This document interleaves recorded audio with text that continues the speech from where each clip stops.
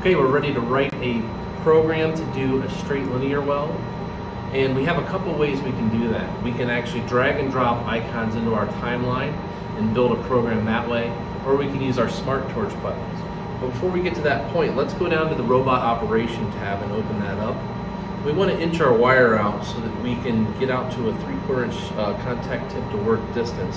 So you'll see at the bottom of that robot guided teaching tab, you'll see the wire inching in and out.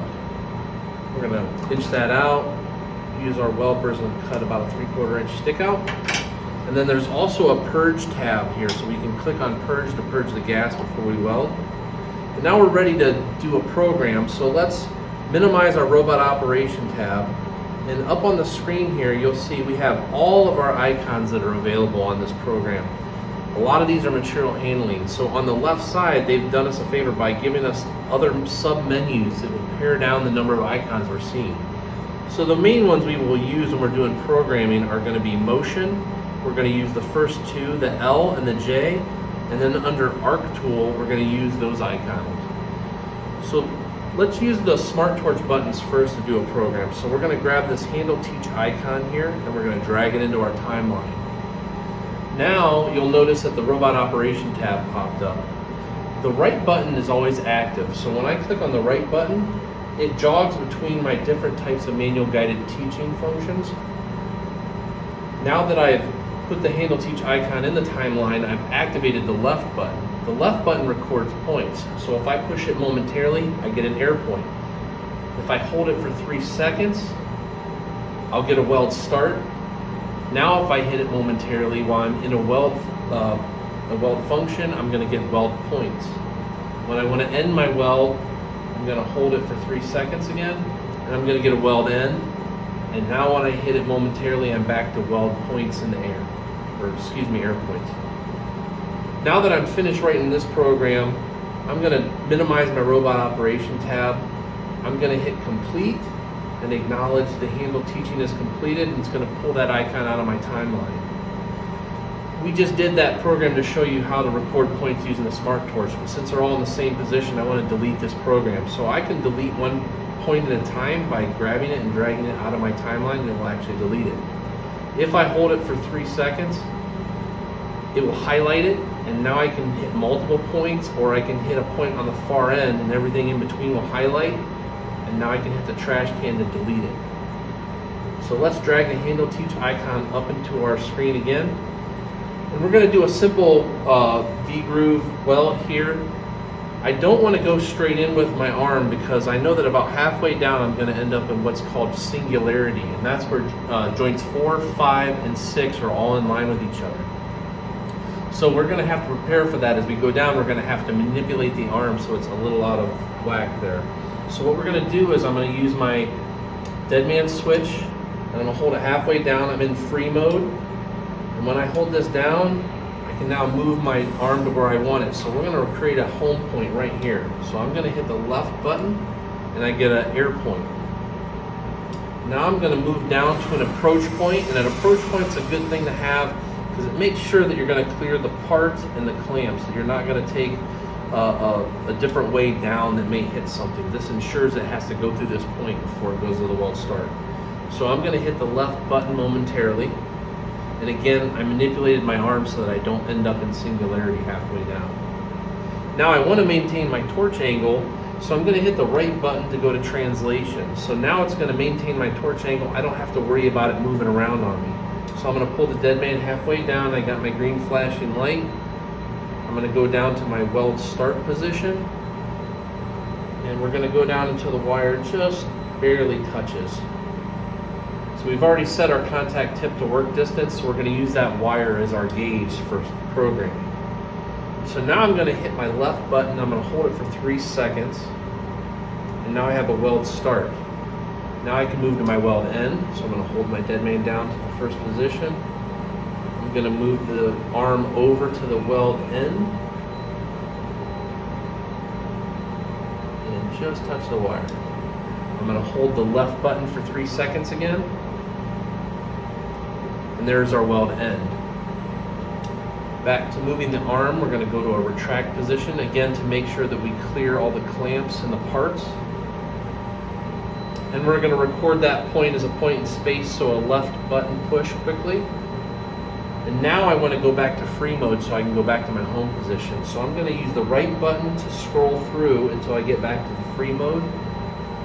Now I can move back to my home position. And I can record that point with a quick left button push. Now I want to pick up my tablet and I'm going to minimize my robot operation tab. I'm going to hit complete in the middle of the screen, and I'm going to acknowledge that the handle teaching has been completed. And you'll notice that it took the handle teaching icon out of the timeline. So now I have my program. All that's left to do is set my weld settings. So you'll see that point 3 is my weld start. If I touch point 3, it's going to bring up the details for point 3. I can choose a weld procedure and then a weld schedule. So the weld procedure is going to be a weld mode. So we're going to hit edit. We're going to make sure that our settings are set the way we want them. Now you'll see on the left side, weld procedure 3 is rapid arc. That's the procedure I want to use for this program. So I'm going to click the caret next to it. It's going to drop down that menu. The first thing I want to do is I want to click on the mode. So I can change this weld mode. I can click on that icon on the right side, and I can either select from previous weld modes I've used. I can go to the next tab and I can set up a search based on the material, wire diameter, and gas mix. Or I can go to the right tab and I can directly enter the weld mode. So I already know I want to use 13, and we already have 13 pulled up.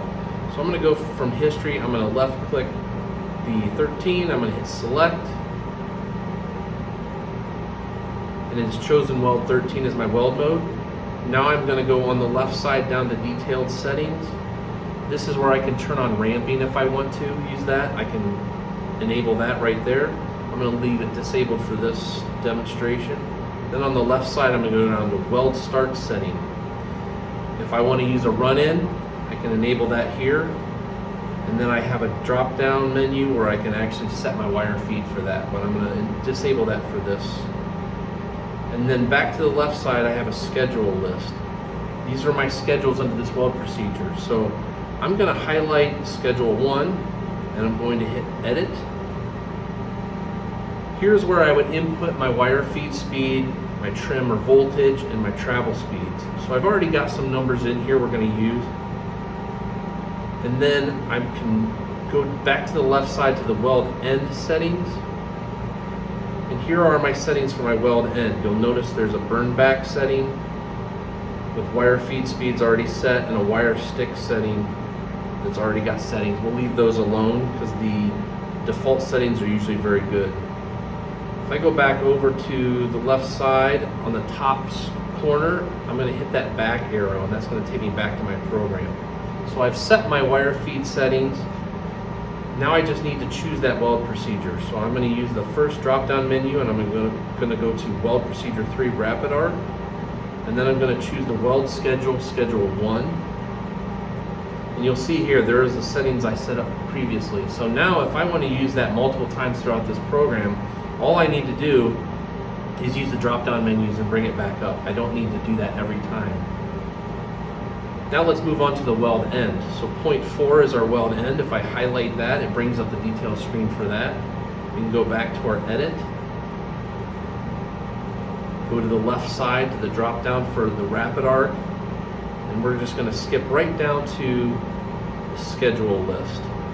So we're going to use schedule 2 for our weld end settings. So I'm going to highlight schedule 2. I'm going to hit edit. And there I've already got some numbers in. Approximately half of what our wire feed speed was for the weld start. We're going to set our trim again at 1, and then our delay time will be about half a second. We do not need a travel speed because this is going to stop in place at the weld end, and this is our crater fill. Again, I can go to the weld end settings, and here's my burn back and wire stick settings. Those are all good. So I'm going to go back to the top left corner, use the back arrow, go back to the program. In my drop-down menu, I'm going to use weld procedure 3 rapid arc and weld schedule 2. So So schedule 1 was for the actual weld, schedule 2 is for the crater fill at the end. Now if I touch point 4 again, I'll deselect it, and now we're ready to run the program.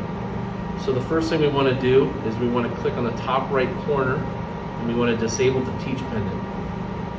If we're ready to actually weld, we're going to move a few icons over up there at the top, and there's a torch that has a line through it. If you click on that, it'll bring up another pop-up, which we see here, and I can choose Weld Enable. I'm going to leave it disabled for this. And now, lastly, I want to go down to the left side. At the bottom, there's a play tab. I'm going to click on the play tab, and to actually do a weld, we need to be at 100%. I recommend that you dry run the program first at a slower speed just to make sure that everything works and it doesn't hit anything for safety's sake. But I know that this is going to work properly, so I'm going to go to 100%. My teach pendant is disabled. Now all I need to do is press run.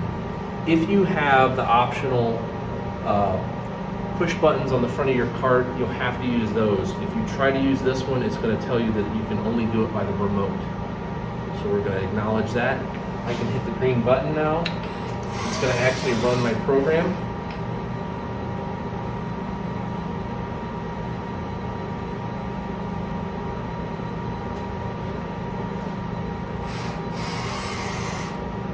My program is run, it's complete. Now I can enable the arc and I can actually run it and do a weld. And that's how you do a straight linear weld.